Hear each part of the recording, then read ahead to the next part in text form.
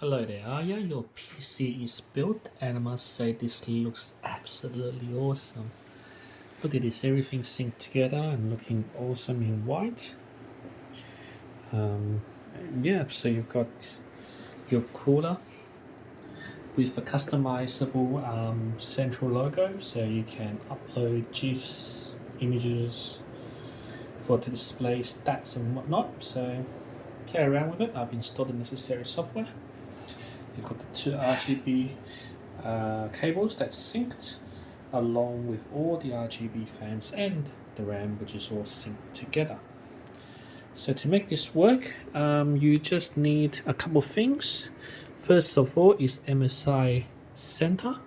So once you open it, there's a application called Mystic Light, and there you can select motherboard, which is actually the 9 fans, and RAM, which is the RAM. So when you select them, you can change the colors as well as the patterns.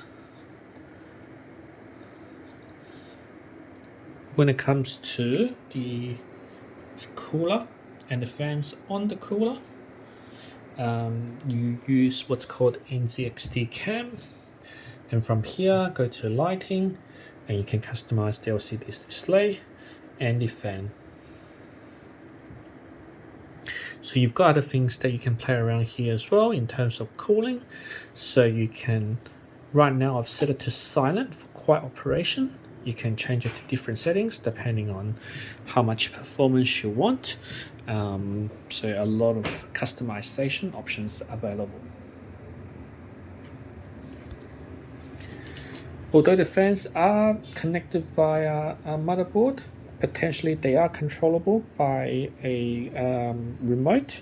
So basically you can also quickly change the 6 fans that's not on the cooler with various patterns using the remote. But if you want to synchronize it together with motherboard, there is a button here called motherboard. Just press that and it will be controlled by the motherboard. So the remote control, in addition to the Wi-Fi antennas, will be placed in the motherboard box. So the Wi-Fi antenna is where you plug into these 2 knobs here. It gives better reception for both Wi-Fi and Bluetooth. The power cable is also included in the box, which should be plugged down here, and just making sure it's in the on position. For your monitor, you need to connect to either the HDMI or one of the 3 display ports. So you can connect multiple monitors to this graphics card. Don't use this connection up here. It connects to the CPU, which has no graphics. So anything connected to these 2 will not get a display out. You've also got an Ethernet port here if you want to connect directly to the modem. Up here you've got additional ports, the power button and an LED which cycles through the various patterns for the RGB strip. Right now I've set it to white, but just keep pressing it and you can cycle to various colors and patterns as well. So now showing you the specifications of the PC.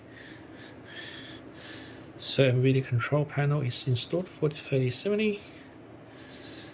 As you can see, you've got both Wi-Fi and Bluetooth.